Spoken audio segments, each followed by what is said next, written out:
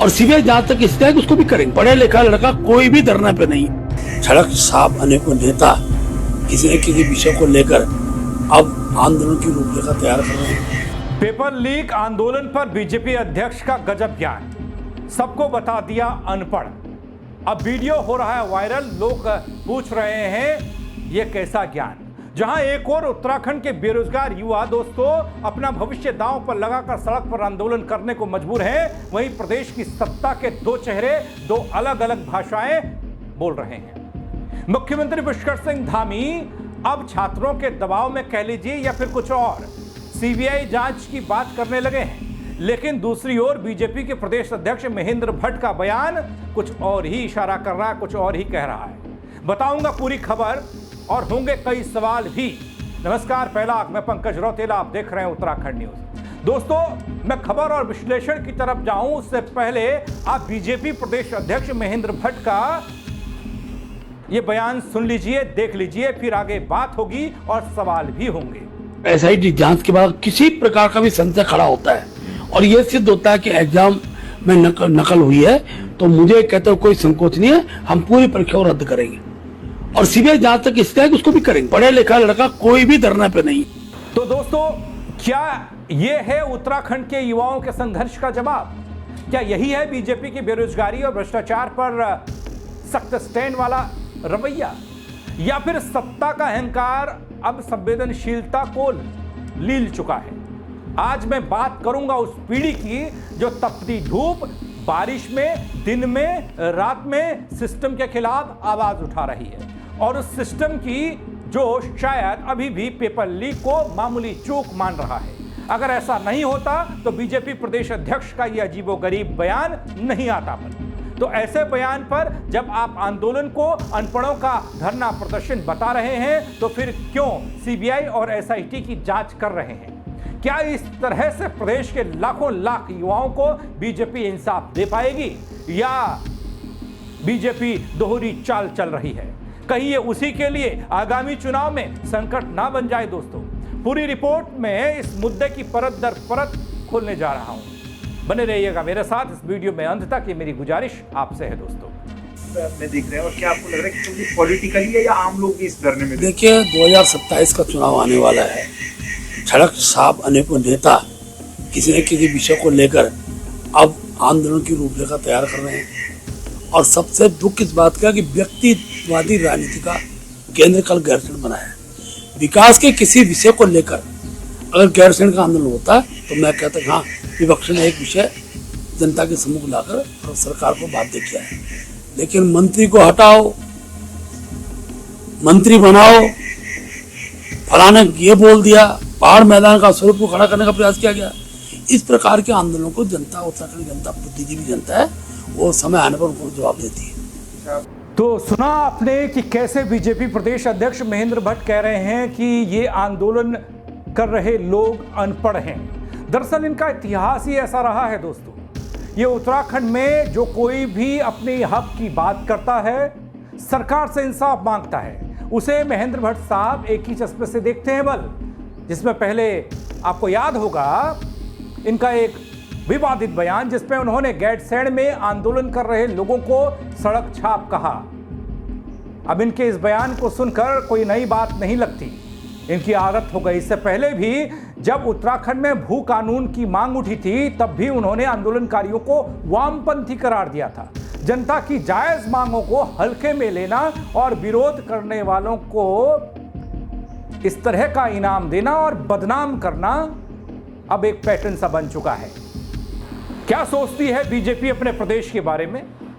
मैं आगे बढ़ूं, एक बार फिर से आपको वो बयान सुना रहा हूं जिसमें एक चैनल के साथ बात करते हुए बीजेपी के प्रदेश अध्यक्ष पेपर लीक पर धरना दे रहे अपने छात्रों, अभ्यर्थियों, बेरोजगार संघ के लोगों को अनपढ़ कह रहे हैं। एसआईटी जांच के बाद किसी प्रकार का भी संशय खड़ा होता है और यह सिद्ध होता है कि एग्जाम में नकल हुई है, तो मुझे कहते हुए कोई संकोच नहीं है, हम पूरी परीक्षा रद्द करेंगे और सीबीआई जहां तक इसका है उसको भी करेंगे। पढ़ा लिखा लड़का कोई भी धरना पे नहीं।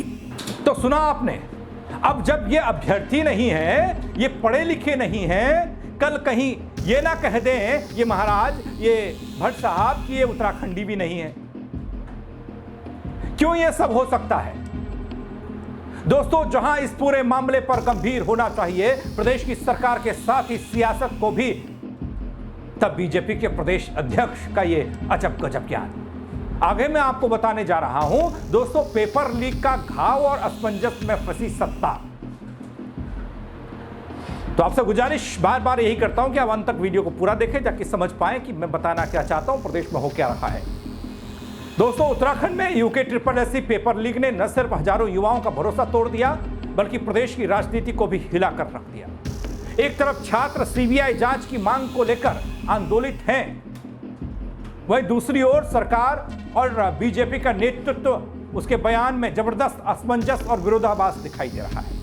बेरोजगार युवाओं का संघर्ष सिर्फ नौकरी के लिए नहीं है, सिस्टम की सफाई के लिए भी है। और सफाई ऐसी कि कहने क्या। देहरादून के परेड ग्राउंड में शुरू हुआ आंदोलन अब गांव-गांव, ब्लॉक-ब्लॉक, जिला-जिला फैल चुका है।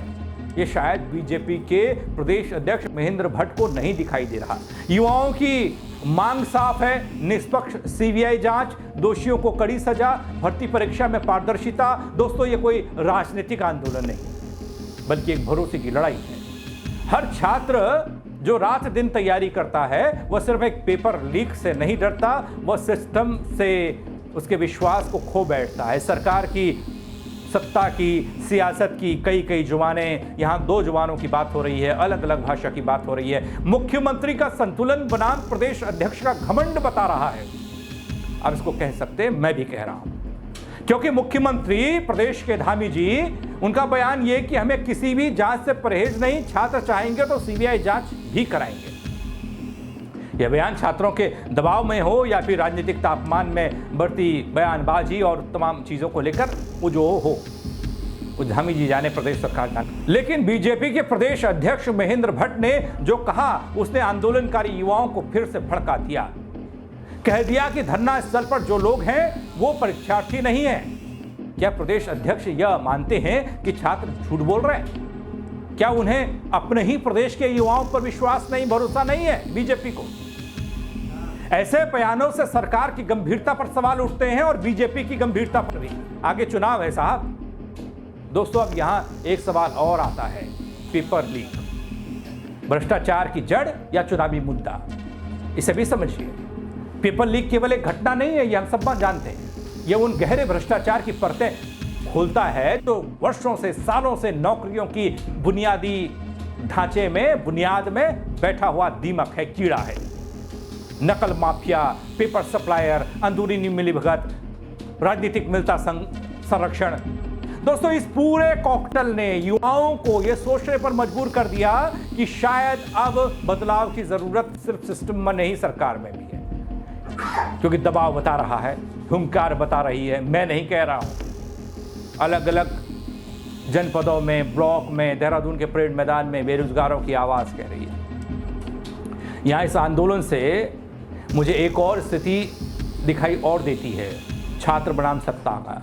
देखिए, छात्र जो हैं, युवा जो है ना, वो किसी भी सरकार को बनाने, बिगाड़ने में बहुत महत्वपूर्ण भूमिका निभाते हैं दोस्तों। अब लड़ाई किस मोड़ पर है बल, आप कमेंट के जरिए बता सकते हैं, लेकिन मैं ये कह सकता हूं दोस्तों कि आज उत्तराखंड में 2 वर्ग आमने सामने हैं। 2 वर्ग आमने सामने हैं। एक वो जो अपना सब कुछ झोंककर परीक्षा पास करने की उम्मीद में है, और दूसरा वो जो सत्ता के सिंहासन पर बैठकर हकीकत से मुंह मोड़ रहा है। धामी जी की बात नहीं कर रहा हूं, धामी जी तो कर रहे हैं, लेकिन बीजेपी वाले क्या कर रहे हैं? महेंद्र भट्ट साहब क्या कह रहे हैं? बल दोस्तों, मुख्यमंत्री कुछ कहते हैं, मंत्री कुछ कहते हैं, प्रदेश के अध्यक्ष बीजेपी के तो छात्रों को ही, आंदोलन को ही गजब बता रहे हैं, आंदोलन से छात्रों को बाहर बता रहे हैं। इस असमंजस ने बीजेपी की छवि को भी सवालों के घेरे में खड़ा कर दिया दोस्तों। इससे पहले एक मामले का जिक्र करूं, उससे पहले गजब तरह से वायरल हो रहे बीजेपी अध्यक्ष के इस बयान को एक बार फिर से आप देखिए और समझिए। एसआईटी जांच के बाद किसी प्रकार का भी संशय खड़ा होता है और यह सिद्ध होता है कि एग्जाम में नकल हुई है, तो मुझे कहते हो कोई संकोच नहीं है, हम पूरी परीक्षा को रद्द करेंगे और सीबीआई जांच तक इसका है कि उसको भी करेंगे। पढ़ा लिखा लड़का कोई भी धरना पे नहीं। दोस्तों, इससे पहले एक बयान मुख्यमंत्री धामी ने दिया था, आपको याद होगा। जब मुख्यमंत्री धामी खुद नकल जिहाद जैसे शब्दों का प्रयोग कर चुके हैं, तो मुद्दा सिर्फ परीक्षा या जांच नहीं रह जाता, यह सांस्कृतिक राजनीतिक दिशा तय करने वाला औजार बन जाता है। दोस्तों, पेपर लीक एक परीक्षा थी, सिस्टम की, सरकार की और संवेदनशीलता की। अब तक जो नतीजा आया है वह युवाओं को संतुष्ट करने वाला नहीं है। अब देखना यह है दोस्तों, क्या सत्ता सिर्फ बयान देती है या कार्रवाई करती है। महेंद्र भट्ट साहब क्यों इन युवाओं को अनपढ़ कह रहे हैं, ये जानना होगा और समझना होगा। युवाओं की तीखी प्रतिक्रिया भी है इस मामले में। भाई, आप कैसे युवाओं को कह रहे हैं कि ये पढ़े लिखे नहीं हैं, ये अभ्यर्थी नहीं हैं, ये परीक्षा नहीं दे, इन्होंने परीक्षा कल को देंगे, कुछ दे चुके होंगे, कुछ देने की तैयारी कर रहे होंगे। परीक्षा को लेकर ही सवाल नहीं है ना, उसकी पूरी पारदर्शिता को लेकर सवाल है। कौन नहीं करेगा? इसमें तो बूढ़े लोग भी हैं, कई बुजुर्ग लोग हैं, तो उनको क्या कहिएगा? वो जो न उन्होंने परीक्षा दी कभी, ना वो देंगे कभी, लेकिन वो सिस्टम के खिलाफ खड़े हैं, ये मानना पड़ेगा। आप क्या सोचते हैं दोस्तों, कमेंट के जरिए बताइएगा और खबर को सत्ता, बीजेपी, कांग्रेस सब तक पहुंचाइएगा, युवाओं तक पहुंचाइएगा, गांव-गांव, जनपद पहुंचाइएगा, शेयर करिएगा ताकि लोगों को पता चल पाए। खबर को लाइक करिएगा। मेरे साथ जुड़ने के लिए आप सबका बहुत शुक्रिया दोस्तों। जय उत्तराखंड। और सीबीआई जहां तक इसका है उसको भी करेंगे। पढ़ा लिखा लड़का कोई भी धरना पे नहीं। सड़क साफ अनेकों नेता किसी न किसी विषय को लेकर अब आंदोलन की रूपरेखा तैयार कर रहे हैं।